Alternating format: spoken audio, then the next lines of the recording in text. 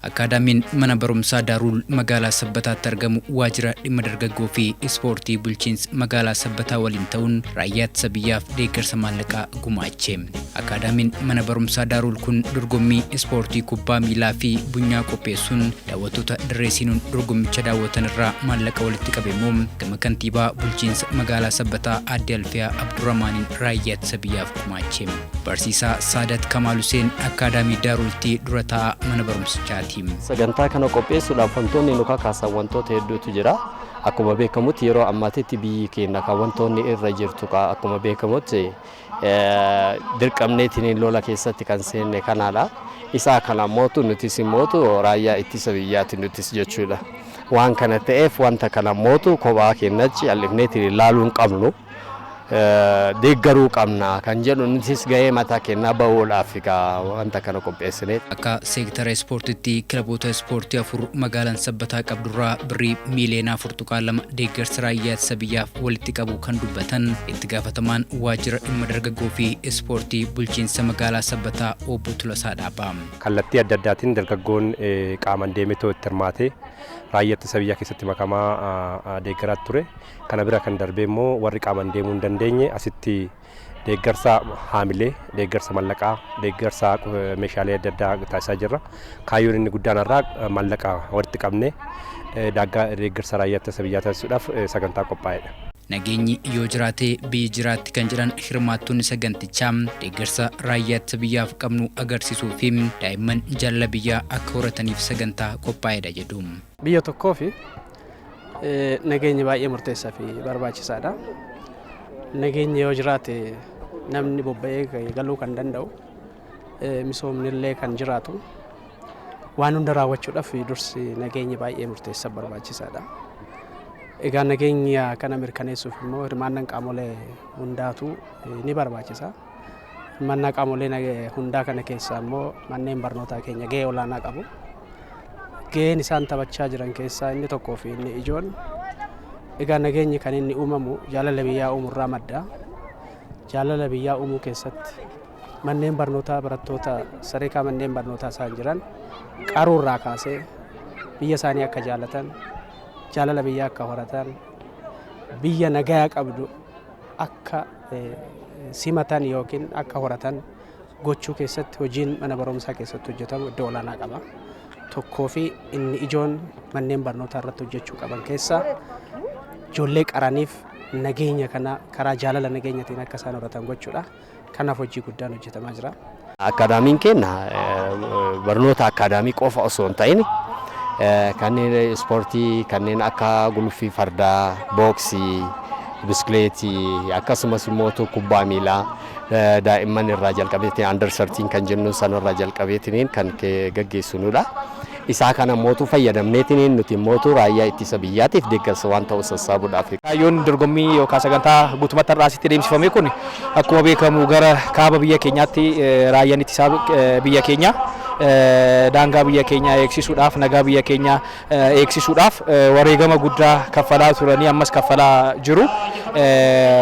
Sanumaaf nus deeggarsa raayyaa ittisa biyyaa keenyaaf gochuuf akkasumas isaan bukkee akka jirru isaan cinaa akka dhaabannu deeggarsa keenya agarsiisuudhaaf sagantaan kun geggeeffame. Kana qofaa miti. Kanaan dura illee mootu walitti sassaabne jirra. Kana ka sassaabne kana keessa mootu nuti mataa keenyaan kan baafne jira. Dabalataan mootu sunis gahaa miti. Kunis mootu haala sanaan dhaabachuu qabu jenneeti. Dabalataan mootu ammas qophii kana qopheessineetiin itti deemnee jirra. Kunis ammas kanaan hin dhaabatu. Jaalala biyyaaf qaban ibsachuu keessattis manneen barnootaa keenya ijoollee barsiisuu bira darbanii akka magaalaatti raayyaa ittisa biyyaa rakkoo nageenya biyya kana keessatti uumame karaa nagaatti deebisuudhaaf sochii inni godhaa jiru kana tokkoffaa fi inni ijoon dinqisiifachuudhaan cinaa isaanii dhaabbachuudhaan artiiwwan adda addaatiin agarsiisaa turaniiru.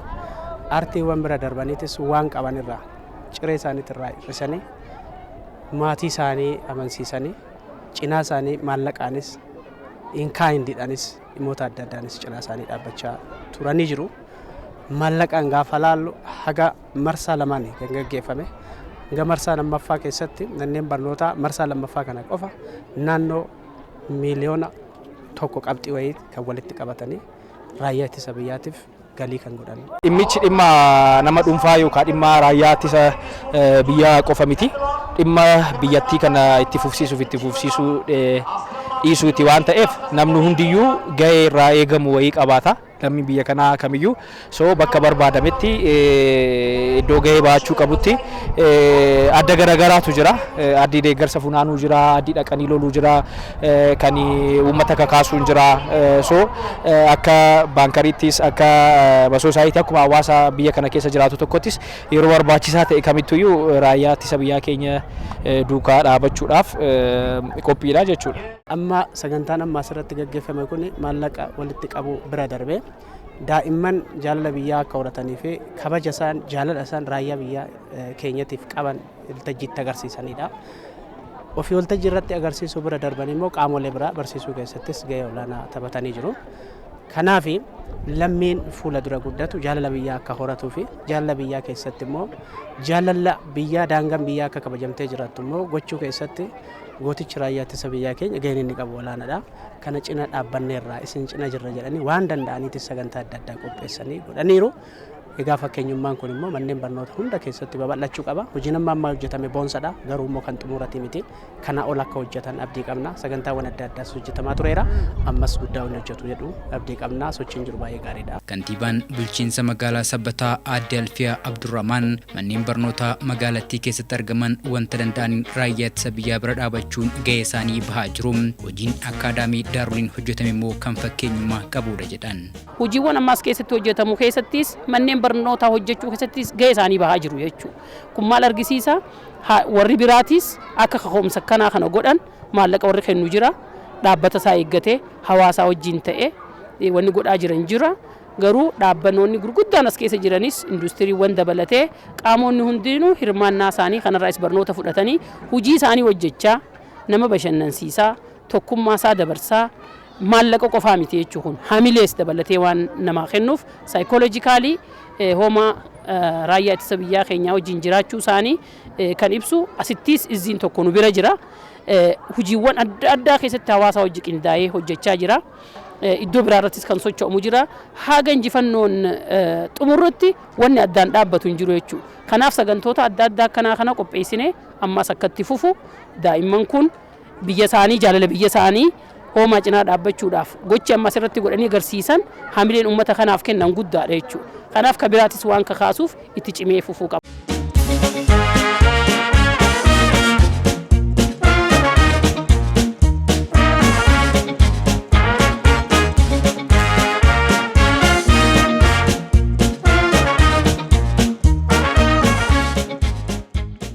Akka seektara keenyattis seektara dargaggoof ispoortiitiin kun marsaa sadaffaadha.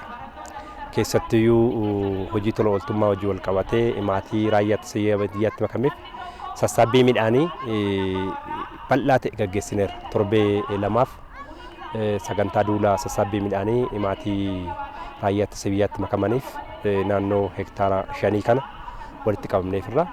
Har'a immoo kana qofa osoo hin taane immoo deeggarsa dhiigaa naannoo dargaggeessa 500 marsaa 3 deeggarsa dhiigaas taasifameera. Kana qofaan dhaabbachuun qabu jennee tommoo har'a qarshii walitti qabuudhaaf sagantaa qophaa'edha. Sagantaan kun har'a qofa ni miti. Ittaansee qaama hawaasaa biraatittis sagantaadhuma akkasiitiin gosa ispoortii adda addaa qopheessuudhaaniin mallaqa guddaa walitti qabuu dandeenya jennee karoorfannee kan socho'an ta'uu isaati. Akkuma dirreetti argaa jirtan immoo gosa ispoortii kubbaa miilaa qofa osoo hin taane taphni daa'immanii jira, booksiin jira. Namni kana galeetoo hirmaatu hundiyyuu qarshii kaffalee eeggala. Warri deeggaraas qarshii kaffalee eeggala. Kana sababeeffachuudhaan qarshii guddaa walitti qabna jennee yaadna. Waraanni kun haqa keenya barbaadaaf nuti kan gochaa jirru waraana osoo nuti hin jaalatin keessa seenne waan ta'eef gara hundaan dargaggoonni, dubartoonni, jaarsoliin biyyaa, hawaasni, daldalaan, abbootiin qabeenyaa hunduu gargaarsaa yookaan deeggarsa barbaachisaa godhaati jira. Maaliif achi dhaquu waan baadhees asitti wannan godhuu qabu hojjechuun qaba jee hojjechaati ka jiru. Kanaafis immoo maallaqaan toora miliyoona 45 olii akka magaalaa keenyaatti sassaabuu dandeenyee jirra. Sinqii qopheessuudhaan dubartoonni keenya akaawwii bassoo waan adda addaa daabboo qolos qopheessuudhaan uffataalee qorraas kan dubartootaas ta'e kan daa'immanii warra buqqanillee dabalatee sochii godhaati kan jiru. Sanbira kan darbe dhiiga arjoomuudhaanis waan adda addaa yuunitii 500 karoora qabannee almost yuunitii 400tti ka dhiyaatu dhiiga arjoomee jira. Hawaasni naannoo keenyaati itti fufinsaan immoo iddoo hundatti waan kana hojjechaa jira. Ammas maallaqa kana deeggaruudhaan warri ispoortii hojjetan akaadaamii manneen barnoota adda addaa leenjii geggeessuudhaan uummatas bashannansiisaa. Nuti achitti adda waraanaa tokko nuti kaas jirru ka jedhuun qophii baankii magaalaa keenya keessa jiru waldaa hojii gamtaa baankii fi abbootiin qabeenya hojiiwwan misooma adda addaa irratti hirmaatanii jiraatan uummatas bashannansiisaa. Galii asirraa sassaabamu immoo hoomaa waraana keenyaatiif deeggarsaan kan gochaa jiranii. Kun hawaasni akka walii galatti ka godhus hojii isaanii keessattis waan galii galchuu danda'u keessatti hirmaachuudhaan galii asirraa argatan daa'imman akka ati reefu agartu sun maallaqa asirraa sassaaban raayyaa ittisa biyyaa keenyaatiin deeggaruudhaan hamilees ta'uufii qabnaa ka jedhu haala gaariidhaan kan gaggeeffamaa jiru. Erga muummeen ministeera Itoophiyaa Dr. Abiy Ahmed adda waraanatti dulanii kallattii kennaniin booda injifannoowwan galmaan seenaa Oromoon kaleessa galmeessaa ture kan irra deebi'ee fi injifachuun aadaa Oromoo ta'uu kan mirkaneessadhaanis yaada hirmaatu sagantichaati. Muummichi ministeeraa keenya akkuma jette gara adda waraanaa dhaqanii adda waraanaa irratti adda durummaadhaan dursoo eegalaniis injifannoowwan gurguddaatu galmaa'ee magaalota hedduu TPLF qabamaa turantu gallakkifamaa dhufe ammas gallakkifamaa jiru. Sun guutummaatti raayyaa ittisa biyyaa gidduuttis humnoota waraanaa biyya kanaaf waraanan gara biraa keessattis poolisoota naannolee poolisii naannoo Oromiyaa kan naannoo Amaaraa kan eessaayyuu kaka'umsa guddaadha uume. Humna hidhatee socho'u qofatu hin taane immoo hawaasuma guutuu keessattiyyuu kaka'umsa guddaa akkatti haalan itti uume hawaasni hundi duuluudhaaf aga kaka'utti ka'ee jira. So jijjiirama guddaa fide just turning point hidhatee waraanichaaf adda waraanaa sanitti muummee ministeeraa keenya argamuun isaanii. So sun immoo maanni seenumaanu waraana abba'ee Oromoon seenaan itti injifatame aga yoonaa seenaarra hin jiru injifannoo abbootii keenyaarraa dhaalle. So isaanis adda waraanaa kan dhaqanii miiruma saniin waraana kana geggeessanii injifannoo guddaan galmeeffame jechuudha. Akkanatti jechoota wanta ibsamullee miti. Baay'ee guddaa tokko. Yoo ka jennu taate amma yeroo kanaatti akkuma addunyaatti odoo kalaallu taate namoota meeqa keessaa wanti akkanaa kun argamuu danda'a. Iddoo ho'erraa iddoo teessoon namatti mijaa'e irraa ka'aniitiin bakka aduun garmalee hammaataa ta'etti bakka deemsaaf namatti hin mijoofnetti bakka wanti hundumtuu mijaawaan bakka hin jirretti dhaqaniitiin wanta kana gochuun inni akkas godhe ani hoo maal kan jedhu akka of gaafatuu fi akkasumas immoo kaka'umsa guddaa ta'e tokkoon kaka'eetiin wanta kana akka raawwatu isa taasisa jechuudha uummata kana. Waan kana ta'eef kun jechoota wanta ibsameetiin kana jedhamee waan xiqqaatti lakkaa'ameetiin taa'uu tokkoon qabu jechuudha. Keessattuu muummeen ministeera keenya karaa adda waraanaatti deemanii onnee toruudhaaniin ofiifis lola kana dursanii gaggeessanii boodatti taateewwan argaman bu'aawwan argaman injifannoowwan argaman gurguddaadha. Injifannoowwan kun dargaggeessa bal'aa onnee toreera karaa sanitti akka isaan makamanii firree onnee toreera namoo kamiyyuu qaama hawaasaa kamiyyuu onnee toreetu karaa sanitti deemaniitu akka deeggaran qabeenyaan akka deeggaran humnaan akka deeggaran qaamanis makanii akka deeggaran ergaa guddaa fi sosochii hawaasaa bal'aa uumeera. Biyyoota biraatiif firree ergaa guddaa qaba. Egaa akkuma beekamu piraayim ministeeriin biyya kamiyyuu yoo lolli akkasii ka'e biyya bayeeti biyya ollaa taa'eetu biyya gaggeessa malee adda waraanatti makamu kan fakkeenya guddaa fi uummata Oromoo fi turre aadaa safuu ta'uu isaa kan agarsiisuu fi kan ittiin nu boonsudha. Keessattuu muummichi ministeera keenya eega deemeen booda hamileen uummata yoo isin nu gaggeessuu baattan ifii teenyaa deemna haga jedhutti kan uummanni kaka'aa jiru. Kun immoo asitti naannoo ofiitti wali gurmaa'anii namni uummanni gadi ba'ee qeesaa eeggachuutti kan jiru. Eeggumsa kana keessattis waan adda addaa nageenya keenya boreessuu kan danda'u immoo saaxil baasuudhaan haalli itti deemamaa jiru baay'ee kan nama jajjabeessu. fuuldurattis injifannoodhaan ni xumurra gahee nurraa ba'u ni baana kan jedhudha. Nuti akka bulchiinsaatti kana qindeessuudhaan hojiiwwan nurraa barbaadamu kan hojjechaa jiru ta'uusaa ibsumaaf. Waraanni amma gaggeeffamaa jiru biyyoota lixaa dabalatee waan ta'eef Adawaa lammaffaadha kan jedhan hirmaattonni sagantichaa dhiibbaa biyyoota alaa ofirraa qolachuuf lammiileen Itoophiyaa biyya keessaa fi ala jiraatan tokkummaan hojjechuu akka qabanis dhaaman. Biyyoonni gara weestarnii kun even Ameerikaas dabalatee biyyoota hiyyeeyyii kanarra dhiibbaa wayii kaa'anii yookaan dinagdeedhaan yookaan karaa biraatiin dhiibbaa kaa'anii faayidaa mataa isaaniidha kabachiifachuu barbaadu. Waan ofii isaaniitti fayyadaman wayii kabachiifachuudha barbaadu. So lammiileen Itoophiyaa kamiyyuu isa kana hubatee biyya keenya cinaa hiriiruudha qaba. Sababni isaa maybe deeggarsa maallaqaa deeggarsa maaluu irraa argachuu dandeenya. Sana hunda kan fayyadamnu garuu nu akka biyyaatti biyya taanee yoo itti fufne yoo nagaa keessoo qabaannee itti fufnedha nu kan deeggarsa isaanii sanaan tumfamnee diinagdee keenya ol guddifachuu dandeenyu. So dhiibbaa jara kanaa ofirraa kaasuudhaaf immoo sochiiwwan tokko gama miidiyaa hawaasummaatiin ispeeshaalii tiwiitariidhaan hiriironni gurguddaan guutuu addunyaatti dhalattoonni Itoophiyaa gaggeessaa jiran jiru. Itoophiyaa qofa miti wanti kun ammoo amma babal'ate biyyoonni Afrikaa hedduun namoonni beekamoon gugurraachi biyya Awurooppaa Ameerikaa jiraatan hedduun kan akka Ekonfaan so duula kanatti makamaniiru. So namni hundi duula kanatti makamuudha qabaata. Biyyi keenya akka biyyaatti fufuudha qabaatti. Sana boodadha wanti jiru. Deeggarsi jarri nu godhanii diinagdeedhaan nu guddan yoo biyya taanee jiraannedha. Biyyoota baay'ee jarri diigan hin beekna dhiyootti biyyoota baay'ee irraa fakkeenya godhachuu dandeenya waan ta'eef nu biyya keenya akka biyyaatti itti fufsiisuutu dursa waan ta'eef dhiibbaa jara kanaa buloo gochuu irratti namni hundi haala wal fakkaataadhaan qixa ta'een yeroo jedhu bakka irraa eegamutti cimee madhaabachuu qaba. Raayyaa ittisa biyyaa kan jedhameetiin jedhu sun rasaasa qabateetiin bakka iddoo waraanaa san qofa dhaqe osoo hin ta'in as jirus bakkuma jiruun waan qabuun waan danda'uun waan beekuun irratti hirmaateetiin kana gochuu qaba. Kana keessa amma fakkeenyaaf no more kan jedhu san kaampaayinii no more jedhu san tokko fudhachuu hin dandeenya. Addunyaa irratti hammam takka akka mul'ateetiin akkasumas immoo biyyoota biroo kan dhiibbaa nurra geggeessan kallattiidhaan odoo hin ta'in alkallattiidhaan nu hacuucuudhaaf deeman sana hammam takka akka nurraa deebiseetiin afaan isaanii callisiiseetiin mataa gadi qabachiise argineerra. So wanti kun immoo haala kanaan yoo ka ilaallu taate nutis wanta dandeenyu gooneetiin ka isaan godhan sun immoo kaka'umsa nu ta'e kunis dabalataan immoo itti deemneetiin haala sanaan gara fuulduraattis waan hundumaa hojjechuudhaaf qophiidha. Biyyoonni akka Ameerikaatii fi dhiibbaa adda addaa biyya keenya irratti gaggeessuudhaaf juuntaa wajjin deeggarsa adda addaa taasisaa jiraachuusaa wanti ifatti beeknu jira. Kana ofirraa qolachuudhaaf tokkummaan nurraa barbaachisa. Qaama Itoophiyaa lammii Itoophiyaa kamirraayyuu tokko taanee diina kana fuuldura dhaabbachuutu nurraa eegama. Waan qabnu hundaaniyyuu deeggarsa barbaachisu hunda taasisuu nurraa barbaachisa.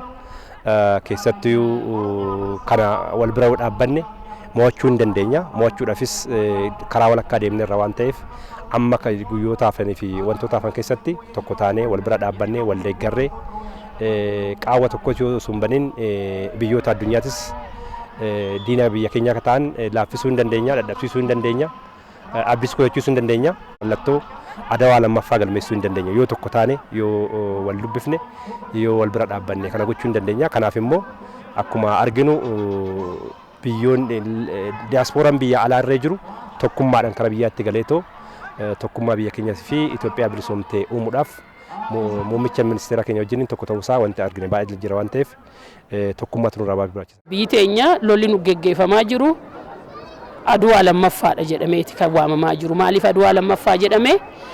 Lolli kan keessaa qofa osoo hin ta'in keessaa fi alaanis kan lolli nutti geggeeffamaa jiru. Birmadummaa biyyaa keenya kabachiisuudhaaf hojjechaa jirra. Haqa qabnaan moona. Garuu miidiyaaleen adda addaa gocha izii keenya kan kaabaarratti geggeeffamirraa jalqabee buqqaatii fi miidhama qabeenyaa fi dhufe kana hundayyuu miidiyaan gabaasaa jiru hin turre. Akkuma laalaa jirru kulloogummaan gara hundaan Itoophiyaan cimtuun gaafa Afrikaa cimaa waan uumuuf gaafa Afrikaa cime taanaan immoo Afrikaanis gurraachaa hojii dhaabbachuu akkuma dandeessu waan yaada godhanii fi sodaa kana keessatti immoo hangafummaan tangee taphachuu dandeessu Itoophiyaadha jedhanii waan sodaataniif tokkummaa Itoophiyaa kana balleessuudhaan addunyaa hundarratti miidiyaa qaban hunda meeshaalee qaban hunda odeeffannoo kennuudhaan duula nutti gaggeeffameedha. Nutis duulli gaggeeffame kun keessattuu tokkummaa Oromoo, tokkummaa sabaa sablammoota Itoophiyaa biitii tunteenya ta'uu isii kanaaf waan qabnuun bira dhaabbanna. Lubbuu keenyaan aarsaa goonee diina firraa qolanna. Qabeenya qabnuun hoomaa keenya ni deeggarra. Kan buqqaa'e ni kunuunfanna. Waa hundaa ni milkeessina jeetu uummanni keenya kan ka'ee jiru. Kun immoo miidiyaan adda addaa kan geessu akkuma ilaalaa turre gahee jira.